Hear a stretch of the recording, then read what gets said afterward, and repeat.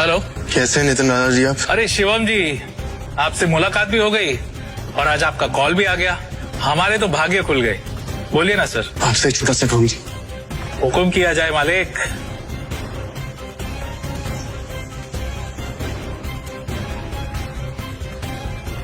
आप जल्दी से डिटेल्स पता करके मुझे कॉल कीजिए। जी रखता हूँ बाय।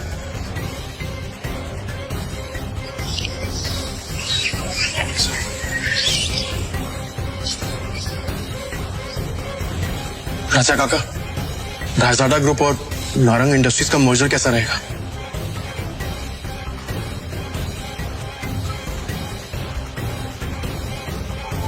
राजा, तुम इनके बारे में कैसे जानते हो? ये तो हमारे पुराने बिजनेस एसोसिएट्स थे। तुम्हें क्या पता इनके बारे में? इसके बाद शिवम ने राजा काका को कुछ ऐसा बताया कि उसे सुनने के बाद उनके होश उड़ गए। उन्होंने अपनी सिगरेट वापस रखी और शिवम को अपने साथ कॉन्फ्रेंस रूम ले गए।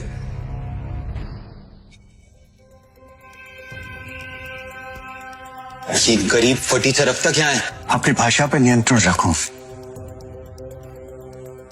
दृष्टि बेटी, हमें शिवम की बात को सुनना चाहिए कि वो कहना क्या चाहता है। इसके पास एक योजना है। योजना?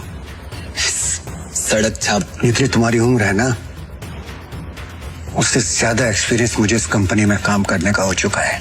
इस सब नोक झोंक के बीच दृष्टि गहरी सोच में थी।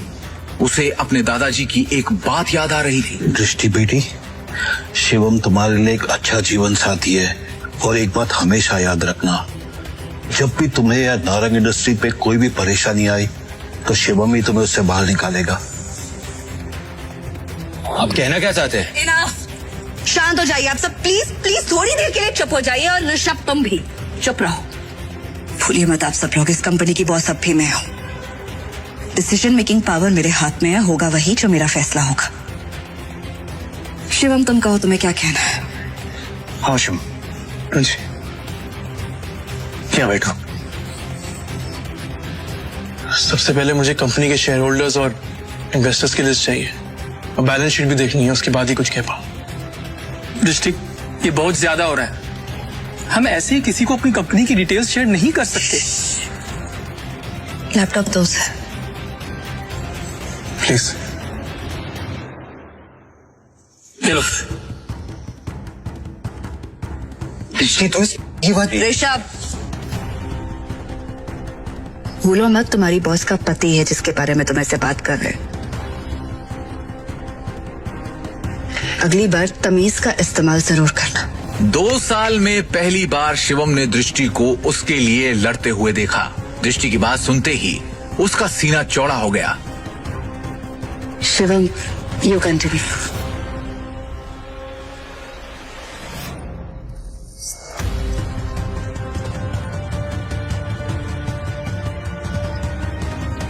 बैलेंस शीट की कुछ ट्रांजैक्शन पे मुझे शक है। इन्वेस्टर्स जिस तरह कंपनी छोड़ के जा रहे हैं, उसका भी एक पैटर्न है। कुछ तो गड़बड़ है यहाँ पर। अरे क्या बकवास कर रहा है? कुछ भी बोल रहा है यार। हवा में बात करना बंद करो और ये बताओ कि गिरते शहर को कैसे रोके। हमें हमारे कंपनी से सारे शेयर बाय बैक करने होंगे। सिंपल है। अरे वाह, एकदम शानदार और नया आइडिया तुम्हारा। तुम्हें क्या लगता है? अरे इसे क्या लगता है कि हम लोग ने इस बारे में सोचा नहीं होगा? शांत हो जाओ। शिवम, फंड्स कहाँ हैं हमारे पास? 1 मिनट दो मुझे, बस 1 मिनट। इतना कहकर शिवम ने अपने फोन से एक नंबर मिलाया और उसके बाद जो उसने फोन पर कहा उसे सुनकर सबके होश उड़ गए। ऋषभ और मोहित की आंखें फटी की फटी रह गई। मिस्टर टोकस, मेरी बात ध्यान से सुनिएगा। सबसे पहली बात, राजाडा ग्रुप से नारंग इंडस्ट्रीज को फौरन 500 करोड़ ट्रांसफर कीजिए। दूसरी बात, राजाडा ग्रुप और नारंग इंडस्ट्रीज के बीच में मर्जर अनाउंस कीजिए। और हाँ, आखिरी बात, कपूर इंडस्ट्रीज के सारे शेयर खरीद लीजिए जल्दी। दृष्टि शिवम की इतनी बड़ी बड़ी बातें सुनकर हैरान थी। उसे यकीन ही नहीं हो रहा था कि उसका घर जमाई पति इतनी बड़ी कंपनी से उसकी नारंग इंडस्ट्री का मर्जर करवा रहा था। दृष्टि ने शिवम से कहा, शिवम, तुम हो कौन? ब्रेकिंग न्यूज, बड़ी खबर आ रही है इस वक्त हमारे पास रायजादा ग्रुप ने नारंग इंडस्ट्रीज के साथ मर्जर की घोषणा कर दी है। इस खबर ने नारंग इंडस्ट्रीज को फर्श से अर्श तक पहुंचा दिया है। नारंग इंडस्ट्रीज के शेयर प्राइस ने वापस से रफ्तार पकड़ी है।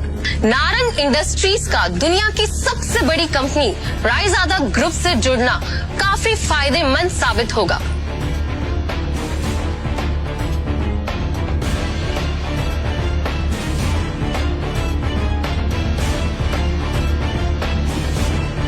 क्या दृष्टि को मिलेगा शिवम से अपने सवाल का जवाब? आखिर क्या राज छुपा है शिवम की असलियत के पीछे? रायजादा ग्रुप से शिवम का क्या रिश्ता है?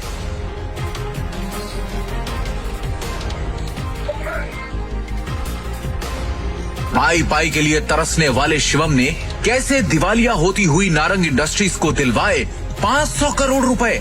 एक फटीचर इंसान ने कैसे देश की सबसे बड़ी कंपनी रायजादा ग्रुप से नारंग इंडस्ट्रीज का मर्जर कर पाया? नारंग इंडस्ट्रीज के हाथ से टेंडर निकल जाने के पीछे क्या ऋषभ की कोई साजिश थी?